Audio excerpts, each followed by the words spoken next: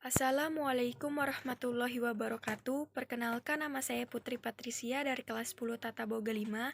Di sini saya akan menjelaskan materi tentang pelaksanaan demokrasi pada masa perjuangan pada tahun 1945 sampai dengan 1950. Pada periode ini, bentuk negara Republik Indonesia adalah kesatuan, dengan bentuk pemerintahan adalah republik, yang mana presiden berkedudukan sebagai kepala pemerintahan sekaligus sebagai kepala negara. Undang-Undang Dasar 1945 adalah pegangan yang dipakai dalam periode ini.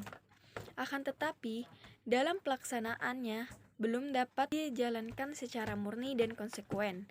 Hal ini dikarenakan bangsa Indonesia baru saja memproklamasikan kemerdekaannya.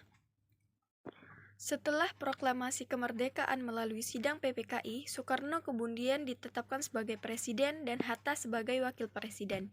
Pada masa awal kemerdekaan, negara belum dapat mengatur sistem pemerintahan dengan sempurna, sehingga negara masih menghadapi tantangan dan hambatan yang seringkali berujung pada terjadinya konflik bersenjata. Ada hambatan dan tantangan yang berasal dari luar negeri seperti kedatangan tentara sekutu yang akan mengambil alih kekuasaan Jepang di Indonesia, keinginan Belanda untuk tetap dapat berkuasa di Indonesia. Ada pula tantangan yang muncul dari dalam negeri sendiri seperti revolusi fisik berupa pemberontakan.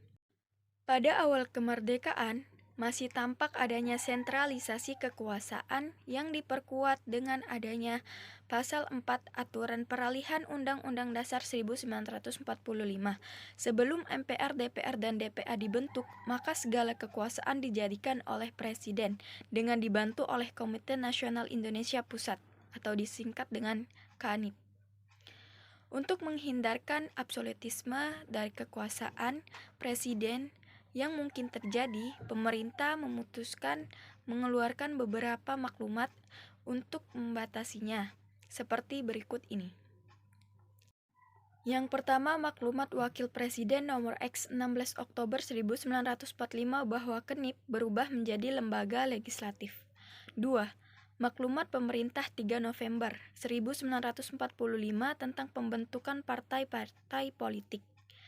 3. Maklumat Pemerintah 14 November 1945 tentang perubahan sistem pemerintahan presidensial menjadi sistem pemerintah parlementer. Untuk memenuhi kelengkapan negara dan sesuai dengan sistem pemerintahan berdasarkan Undang-Undang Dasar 1945, dibentuklah A. Kabinet Presidensial yang diketuai oleh Presiden Soekarno pada 4 September sampai 14 November 1945. B. Kabinet Republik Indonesia yang kedua dipimpin oleh Sultan Syahrir sebagai Perdana Menteri pada tanggal 14 November 1945. C.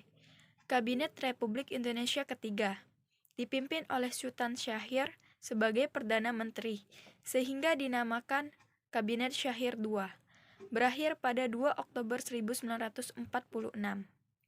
D. Selanjutnya dibentuklah Kabinet keempat, yaitu Kabinet Syahrir III, pada tanggal 2 Oktober 1946 sampai 3 Juli 1947. Kabinet kelima dengan Amir Syarifuddin sebagai Perdana Menteri, dengan masa jabatan 3 Juli sampai 11 November 1947. F. Kabinet ke-6 dengan Amir Syarifuddin tetap pada posisi sebagai Perdana Menteri pada tanggal 11 November 1947. G. Kabinet ke-7 dengan Muhammad Hatta sebagai Perdana Menteri, berakhir pada 4 Agustus 1948. H. Ketika Yogyakarta diserbu dan para pemimpin pemerintah ditangkap, dibentuklah Pemerintahan Darurat Republik Indonesia yang berkedudukan di Bukit Tinggi. Kabinet PDRI kemudian dibentuk berdasar instruksi Presiden kepada Syarifuddin Prawira Negara dan berakhir pada 13 Juli 1949. I. Kabinet ke-8 dengan Muhammad Hatta sebagai Perdana Menteri. J. Di Kabinet ke-9 dipimpin oleh Mr. Susanto Tirto Projo.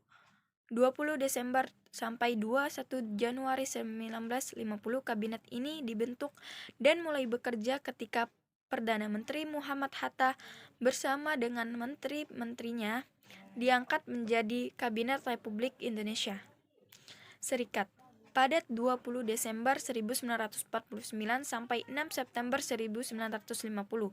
Kabinet ini sering disebut juga sebagai Kabinet Peralihan.